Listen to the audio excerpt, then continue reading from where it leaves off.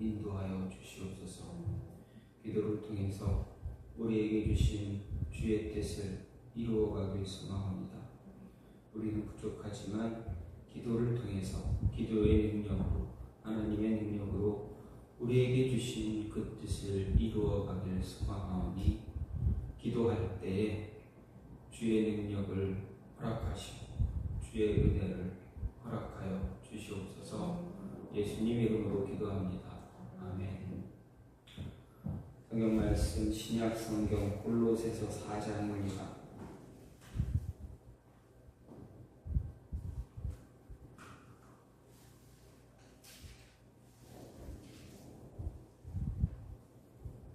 골로새서 4장입니다.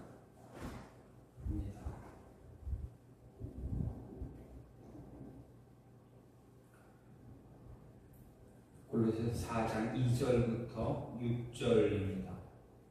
기도를 계속하고 기도에 감사함으로 깨어있으라. 또한 우리를 위하여 기도하되 하나님이 전도할 문을 우리에게 열어주사 그리스도의 비밀을 말하게 하시기를 구하라. 내가 이 일 때문에 매임을 당하였노라. 그리하면 내가 마땅히 할 말로써 이 비밀을 나타내리라. 외인에게 대해서는 지혜로 행하여 세월을 아끼라. 너희 말을 항상 은혜 가운데서 소금으로 맛을 냄과 같이 하라. 그리하면 각 사람에게 마땅히 대답할 것을 알리라. 아멘. 오늘 말씀 골로새서 4장 2절부터 6절입니다. 스페인의 왕이 있었습니다. 알폰소 12세라고 불렸던 왕입니다. 근데 이 왕은 어느 날 하나의 사실을 알게 되고 좀 실망하기도 하고 아니면 좀 실망이 커서 아마 충격을 받은 것 같습니다. 어느 날 왕이 궁전의 그 시종들을 보면서 이 시종들이 하나님께 감사하지 않는 모습을 보았습니다. 하나님께 감사하지 않고 자신들에게 주어진 음식을 먹는다는 소식을 듣고 이제 실망하기 시작했습니다. 그리고 그 실망이 조금 심해지니까 조금 어떻게 보면 충격이 되어졌습니다. 그래서 왕은 이 시종들을 어떻게 하면 하나님께 감사하며 음식을 먹게 할 수 있을까 고민하다가 그들을 책망할 수 있는 하나의 묘책을 찾았습니다. 그래서 왕은 시종들 모두를 이제 잔치를 벌이기로 하고 시종들 모두를 다 초대했습니다.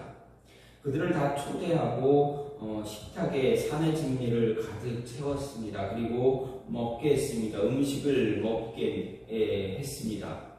소년들은 매우 맛있게 음식을 먹었습니다. 하지만 그 누구도 식사 기도를 하는 소년들이 한 명도 없었다라는 것입니다.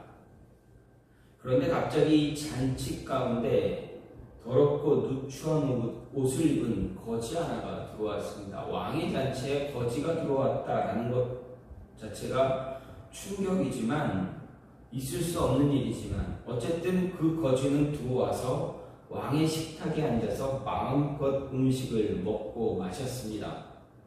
처음에는 시종들이 경악을 했지만 왕이 곧 그를 벌할 것을 기대했습니다. 하지만 이 알폰소 왕은 단 한마디도 하지 않았습니다.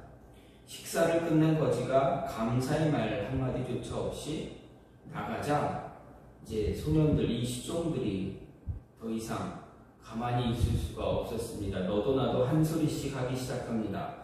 얼마나 야비하고 천한 사람인가, 왕에게 감사 인사도 하지 않고 하다니 라는 그런 말들을 서로가 이야기하고 있었습니다.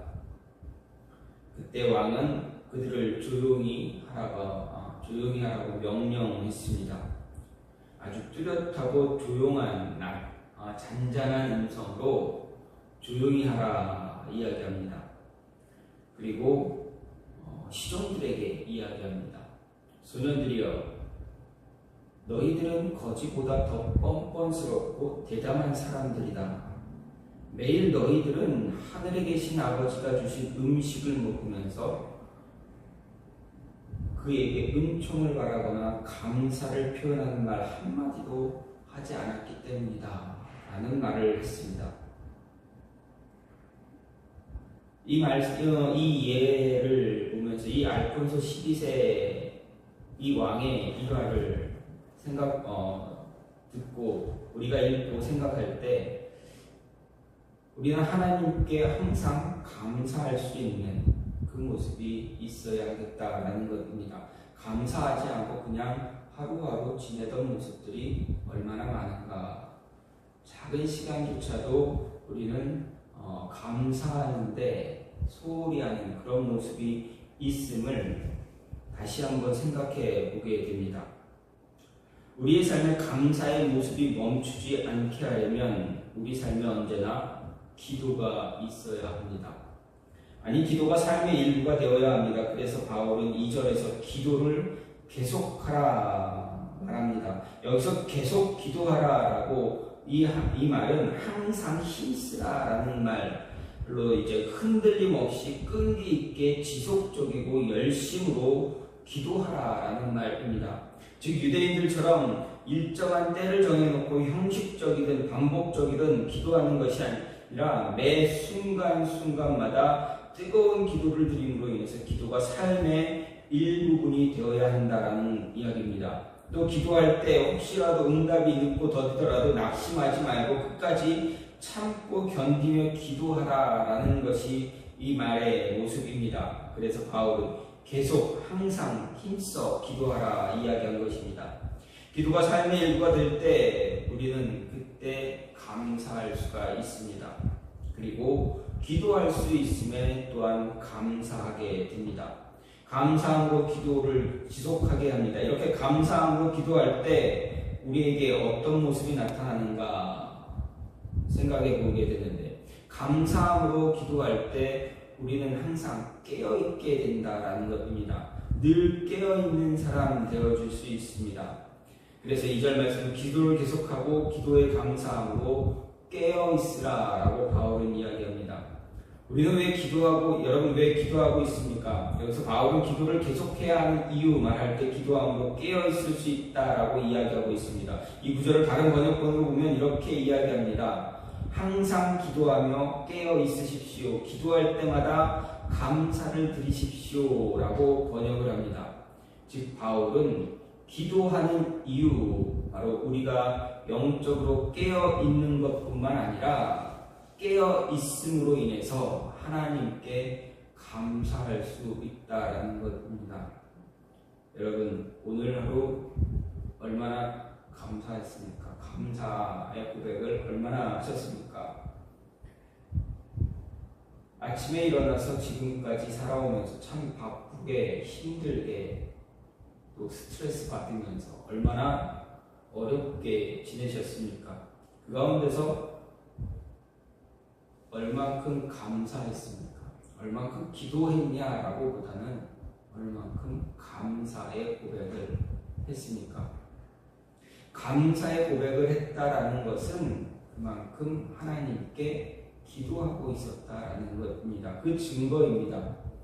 우리가 늘 기도하는 자리에서 이렇게 소리내서 기도하지 않더라도 우리 마음속으로 남들이 듣지 못하는 그 음성을 통해서 우리가 마음속으로 늘 기도할 수 있습니다. 사람을 바라보면서 사람과 함께 있으면서 일터에서 일을 하면서 기도할 수 있습니다. 그 기도가 끊이지 않고 계속 지속되어질 때 우리는 하나님의 은혜가 여러분의 우리에게 임하게 되어서 우리의 입술을 통해서 감사의 고백이 나오게 한다라는 것입니다. 작은 일에 감사할 수 있는 것, 그것은 작은 순간이라도 빠지지 않고 감사하며 기도하고 있다라는 것, 하나님께 기도하고 있다라는 것입니다. 만일 우리가 기도하지 않게 되면 우리의 영은 어떻게 됩니까? 민감하게 반응하게 하지 못하게 됩니다. 모든 상황에 빠르게 그리고 온전하게 대처할 수 없게 되어버립니다. 또 우리를 대적하는 이들로부터 틈을 타게 만듭니다. 기도하지 않으면 우리의 영적인 게으름에 빠지게 되고 그로 인해서 우리는 우는 사자의 사냥감이 되어버립니다. 하나님이 태초에 천지를 창조하셨습니다. 아담과 하와를 만드셨습니다. 그런데 사단이, 뱀이 하와를 유혹해서 하와로 하여금 어떻게 합니까? 죄에 빠지게 합니다. 유혹을 이기지 못하게 했습니다. 하와가 왜 유혹을 이기지 못했는가? 왜 하와가 죄를 짓게 되었을까? 왜 아담도 죄를 짓게 되었을까? 여러분, 왜 죄를 짓게 되었겠습니까? 영적으로 민감하지 못해서 그때 그 순간 빠르게 대처하지 못했다라는 겁니다. 말씀을 온전하게 알지 못했던 하와, 아니 그렇습니다. 그래서 하와는 죄를 지었다라고 할 수 있겠지만 아담은 어떻습니까? 하나님께 직접 말씀을 들은 장본인입니다. 그러면 어떠해야 됩니까? 하나님 앞에 항상 기도하며 깨어 있었어야 됩니다. 영적으로 민감하게 반응할 수 있어야만 했습니다. 하와가 열매를 줄 때 의심을 해봐야 했습니다.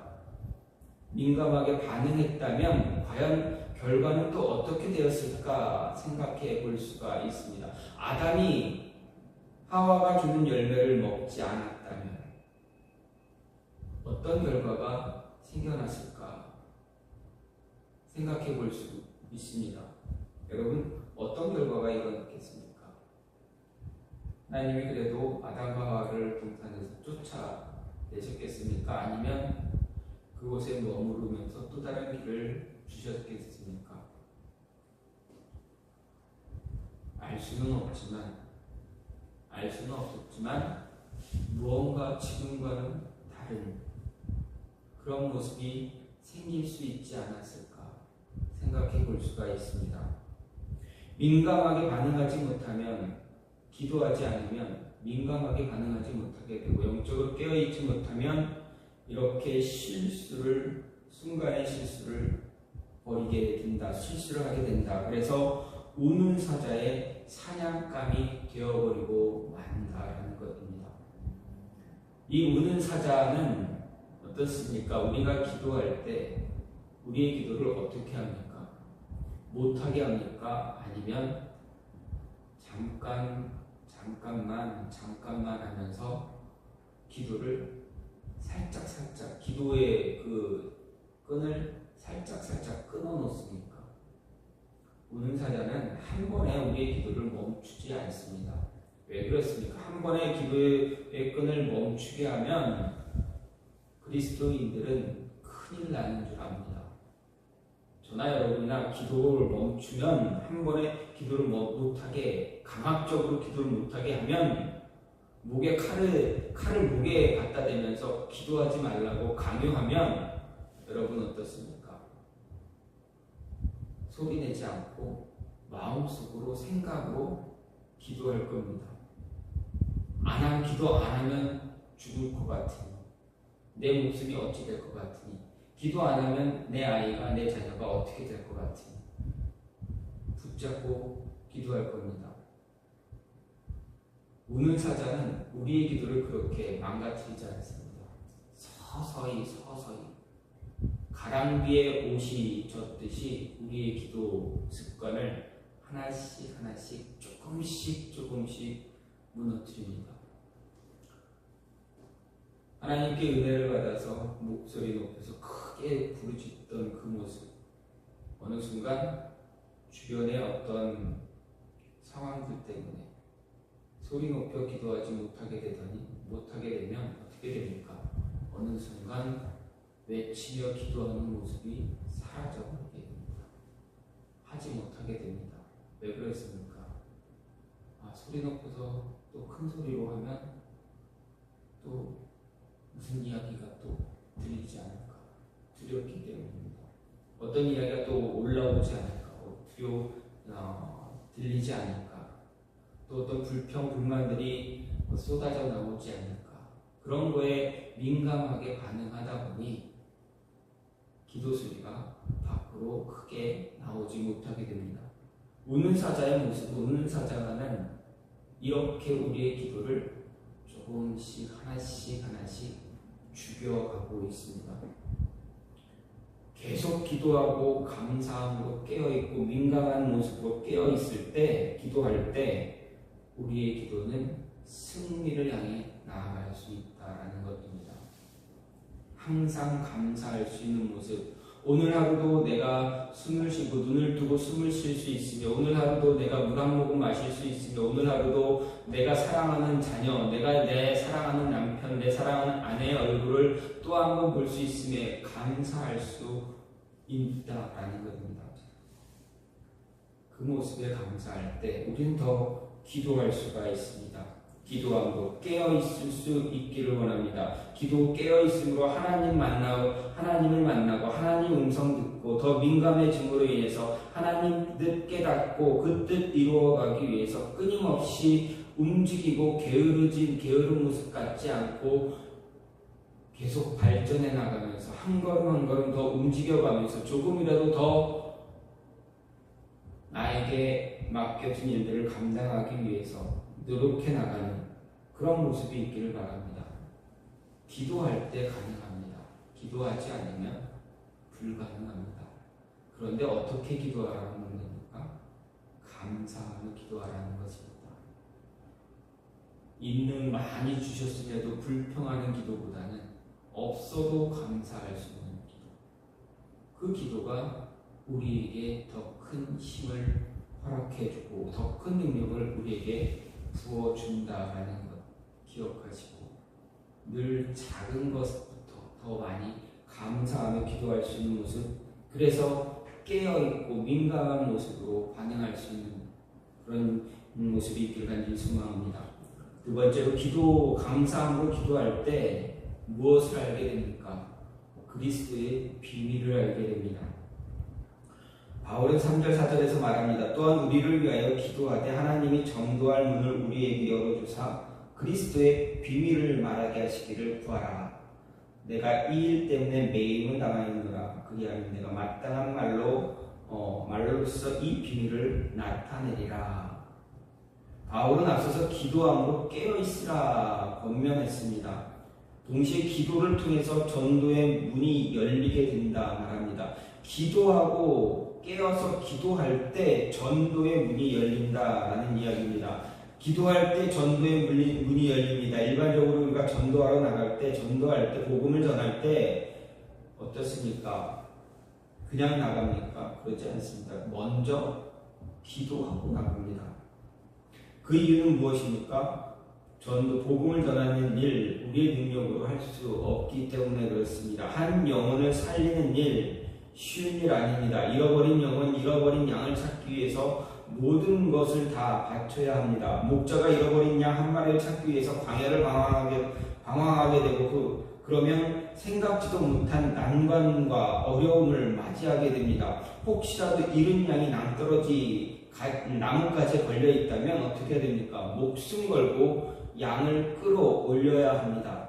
찾은 양을 내려올 때 들짐승 만나면 어떻습니까? 목숨 걸고 그 양을 지켜야 합니다. 들짐승과 싸워야 합니다. 그래야 목자입니다. 그래야 목자가 됩니다. 진정한 목자입니다. 잃어버린 양을 찾으러 갔다가 낭떠러지에 매달려 있으니 포기하자 하고 돌아가는 목자가 있겠습니까? 그런 목자라면 애당초 잃은 양, 잃어버린 양 찾으러 나가지도 않을 것입니다. 양을 찾고 돌아옵니다. 근데 들짐승을 만납니다. 광야에서 정말 맹수들을 만날 때 어떻게 됩니까? 곰, 늑대, 사자, 하이에나 이런 맹수들의 떼를 만나게 되면 어떻습니까? 무서우니 이 양을 주고 내 목숨 구하라고 내 목숨 살리자 하고 양 던져주고 36기 도망치겠습니까?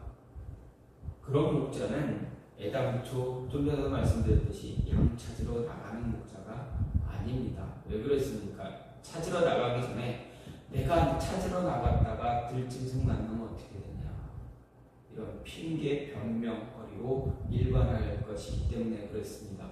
나갔다면 찾고, 찾았다면 지켜서 끝까지 양무리로 데려오는 것이 목자입니다. 그것이 진정한 목자입니다. 목숨을 걸고 지켜야만 합니다. 이렇게 잃은 양을 찾기 위해서 복음 들고 나가는 것 역시도 영적 전쟁터로 나가는 것입니다. 영적 전쟁터로 나가려면 가장 필요한 무기, 가장 강력한 무기가 우리에게 있어야 합니다. 무엇입니까? 바로 기도입니다. 기도 없이, 기도로 무장하지 않으면 영적 전쟁터에서 승리할 수 없기 때문입니다. 기도를 통해서 영적으로 무장이 되고 나가야 믿지 않는 자들에게 복음을 전할 수 있습니다. 두려움에서 두려움을 극복할 수 있습니다. 예수 그리스도를 증거할 수 있습니다. 예수님 믿으라 말할 수 있습니다. 예수님의 그리스도의 비밀, 그리스도가 예수님이 왜 세상에 오셨고 내가 왜 예수님을 믿는지 이야기할 수가 있습니다. 기도를 통해 전도의 문이 열려야 복음을 전할 수 있습니다.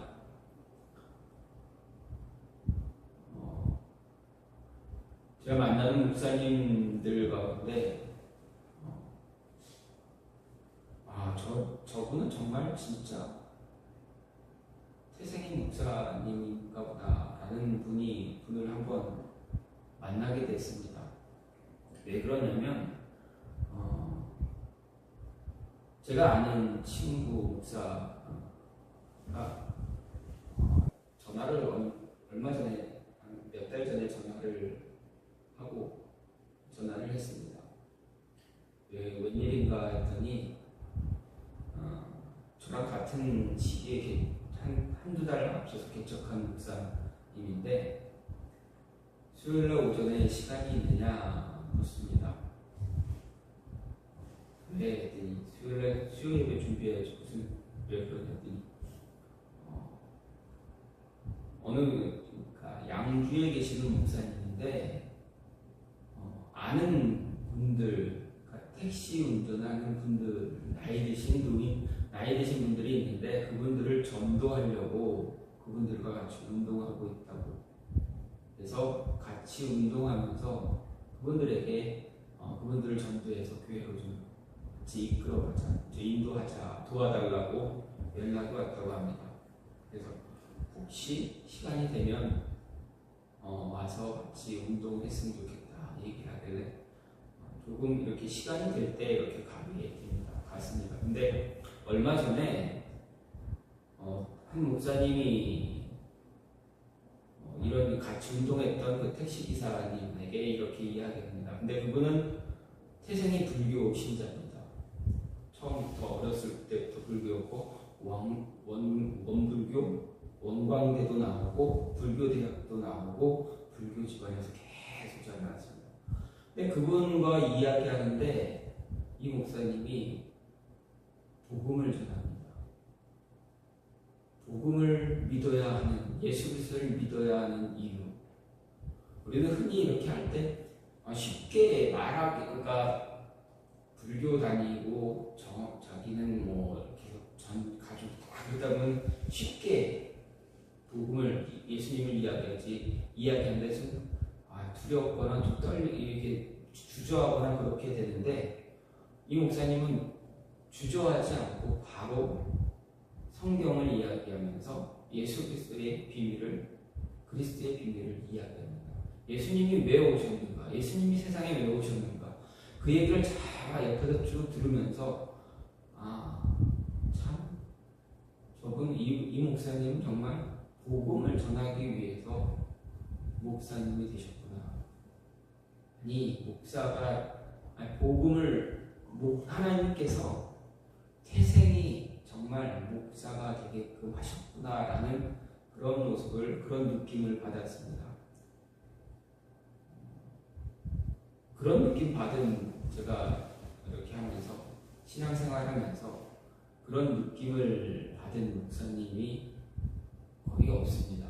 근데 잠깐의 시간이지만 그런 느낌을 받았습니다. 왜냐하면 그 전부터 계속 같이 운동하러 오시는 택시 기사님들을 만날 때마다 계속 이제 복음을 전하고, 우리 운동이 끝났으니까 가기 전에 기도하고 가자.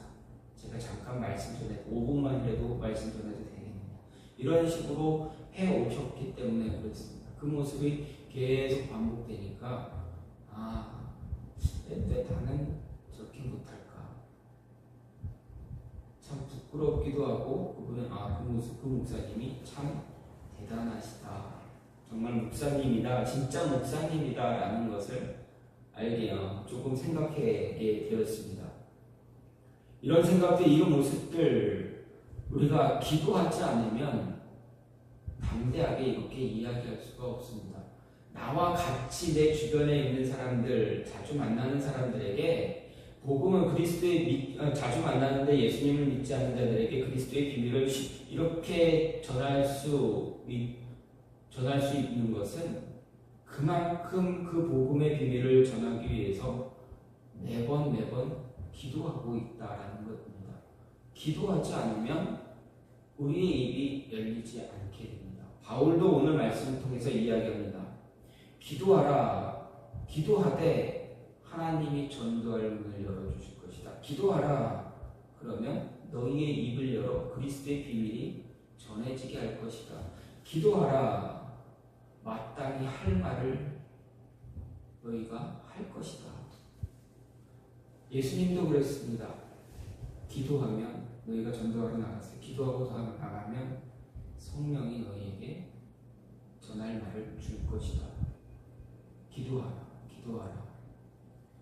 예수님의 모든 이적이 어떻게 이루어졌느냐? 제자들이 부를 때 기도다. 기도하지 않으면 할 수 있는 것이 아무것도 없다. 우리는 많은 큰 위대한 것들을 생각하고 그것을 더 많이 경험하기를 원하지만, 기도에 대해서는 소홀히 할 때가 참 많이 있다는 겁니다. 그런데 바울이나 예수님은 이야기하기를 그런 것들보다는 더 중요한 것이 기도다라는 겁니다. 그리고 기도할 수 있는 것에 더 감사하라 이야기하고 있습니다. 마지막으로 기도할 때, 감사함으로 기도할 때 지혜롭게 말하고 지혜롭게 행동할 수 있게 됩니다. 5절 6절 말씀을 보면 외인에게 대해서는 지혜로 행하여 세월을 아끼라. 너희 말을 항상 은혜 가운데서 소금으로 맛을 낸 것 같이 하라. 그리하면 각 사람에게 마땅히 대답할 것을 알리라. 이렇게 합니다. 바울은 여기서 기도하는 자에게 나타나는 특별한 것이 있다고 말합니다. 그것은 바로 기도하는 자에게 지혜로운 말, 지혜로운 행동이 나온다는 이야기입니다. 그런데 이 지혜로운 말과 행동은 어떤 특정한 때만 나타나야 하는 것이 아닙니다. 늘, 항상, 매 순간순간 언제나 나타나야 하는 것이 바로 이런 지혜로운 말과 행동입니다. 그래서 바울은 항상이라 이야기했습니다. 항상 은혜 가운데 우리의 입술에서 지혜로운 말이 나와야 하고, 항상 지혜로운 행동을 할 수 있어야 한다 말합니다. 특히 바울은 항상 은혜 가운데서 소금으로 맛을 낸 것 같이 하라 했습니다. 여기서 소금으로 맛을 낸다라는 것, 제사적 의미와 함께 실리적인 의미를 내포합니다. 즉 하나님께 드리는 소제나 번제물에 소금을 쳐 거룩하게 하듯이 우리의 언어 역시 그러해야 한다라는 것입니다. 뿐만 아니라 소금은 맛을 내는 동시에 방부제 역할도 합니다. 그런 것처럼 우리의 말 역시 싱겁고 무의미해서는 안 되고 적절한 지혜로 주위에 기쁨을 주고 또 죄로 오염된 세상에서 부패하는 것을 방지하는 역할을 해야 한다라고 이야기합니다. 그런데 우리가 여기서 유의할 것은 바로 항상이라는 말입니다. 곧 우리의 언어는 거룩함과 지혜로 가득 차야 하지만 그것이 이따금씩 간혹 가다가 필요할 때마다 그렇게 나타나는 것, 그러해야 되는 것이 아니라 항상 그래야 한다라는 것을 이야기합니다. 왜냐하면 언어는 단순한 의미 전달만이 아니라 말하는 자의 인격 그리고 영적인 분위기까지 함께 전달하는 것이기 때문에 그렇습니다. 때문에 평소의 마음이 거룩함과 지혜로 가득 차 있지 않다면 그 말 역시 거룩함과 지혜를 동반할 수 없습니다.